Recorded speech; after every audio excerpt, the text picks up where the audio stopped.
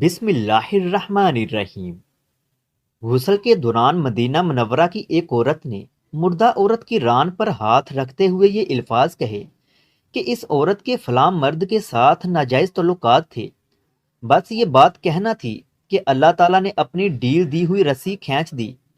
اس عورت کا انتقال مدینہ کی ایک بستی میں ہوا تھا، اور غسل کے دوران جو ہی غسل دینے والی عورت نے مندرجہ بالا الفاظ کہے تو اس کا ہاتھ میت کی ران کے ساتھ چپک گیا۔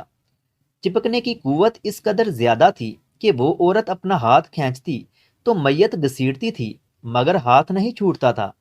جنازے کا وقت قریب آ رہا تھا اور اس کا ہاتھ میت کے ساتھ چپک چکا تھا، اور بے حد کوشش کے باوجود بھی جدا نہیں ہو رہا تھا۔ تمام عورتوں نے اس کے ہاتھ کو پکڑ کر کھینچا اور مروڑا، غرض جو کچھ بھی ممکن تھا وہ سب کیا، مگر سب بے سود رہا۔ دن گزرا، رات ہوئی، دوسرا دن بھی گزرا، پھر رات ہوئی، لیکن سب ویسا ہی تھا۔ میت سے بدبو آنے لگی اور اس کے پاس ٹھہرنا اور بیٹھنا مشکل ہو گیا۔ مولوی صاحبان نے، قاری صاحبان نے، تمام اسلامی طبقے سے مشاورت کے بعد یہ طے کیا کہ غسل دینے والی عورت کا ہاتھ کاٹ کر جدا کیا جائے اور میت کو اس کے ہاتھ سمیت دفنا دیا جائے۔ مگر اس فیصلے کو غسل دینے والی عورت اور اس کے خاندان نے یہ کہہ کر رد کر دیا کہ ہم اپنے خاندان کی عورت کو معذور نہیں کر سکتے، لہٰذا ہمیں یہ فیصلہ قبول نہیں ہے۔ دوسری صورت یہ بتائی گئی کہ میت کے جسم کا وہ حصہ کاٹ دیا جائے اور ہاتھ کو آزاد کر کے میت کو دفنا دیا جائے، مگر اس بار میت کے خاندان نے اعتراض کیا کہ ہم اپنی میت کی توہین کرنے کے لیے راضی نہیں ہیں۔ امام مالک رحمۃ اللہ علیہ اس وقت مدینہ میں ہی تھے۔ پھر ساری بات امام مالک تک پہنچائی گئی کہ اس کیس کا فیصلہ کیا جائے۔ امام مالک رحمۃ اللہ علیہ اس گھر پہنچے اور صورتحال بانپ کر اس عورت سے سوال کیا کہ اے عورت، کیا تم نے غسل کے دوران اس میت کے بارے میں کوئی بات کہی تھی؟ غسل دینے والی عورت نے سارا قصہ امام مالک رحمۃ اللہ علیہ کو سنایا اور بتایا کہ اس نے غسل کے دوران باقی عورتوں کو کہا تھا کہ اس عورت کے فلاں مرد کے ساتھ ناجائز تعلقات تھے۔ امام مالک نے سوال کیا کہ کیا تمہارے پاس الزام کو ثابت کرنے کے لیے کوئی گواہ موجود ہے؟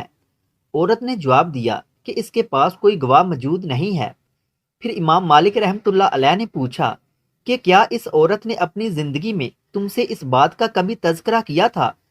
اس نے کہا کہ نہیں۔ پھر امام مالک رحمۃ اللہ علیہ نے فوری حکم صادر کیا کہ اس غسل دینے والی عورت نے چونکہ میت پر تہمت لگائی ہے، لہٰذا اس عورت کو حد مقرر کے مطابق 80 کوڑے لگائے جائیں۔ حکم کی تعمیل کی گئی اور 70 بھی نہیں، 75 بھی نہیں، 79 بھی نہیں، بلکہ پورے کے پورے 80 کوڑے مارنے کے بعد اس عورت کا ہاتھ میت سے الگ ہو گیا۔ مسلمانوں، تھوڑا نہیں پورا سوچیں کہ آج ہم تہمت لگاتے وقت ذرا بھی دیر نہیں لگاتے، یہ بھی خیال نہیں ہوتا کہ یہ کتنا بڑا گناہ ہے۔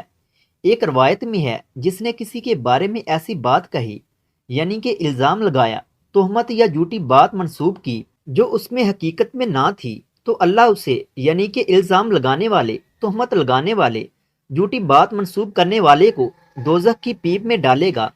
وہ آخرت میں اسی کا مستحق رہے گا، یہاں تک کہ اگر وہ اپنی اس حرکت سے دنیا میں باز آ جائے، رک جائے، توبہ کر لے، تو پھر نجات ممکن ہے۔ اللہ تعالیٰ سے دعا ہے کہ وہ ہمیں بہتان باندھنے اور جھوٹ بولنے سے بچائے اور سچ بولنے کی توفیق عطا فرمائے، آمین۔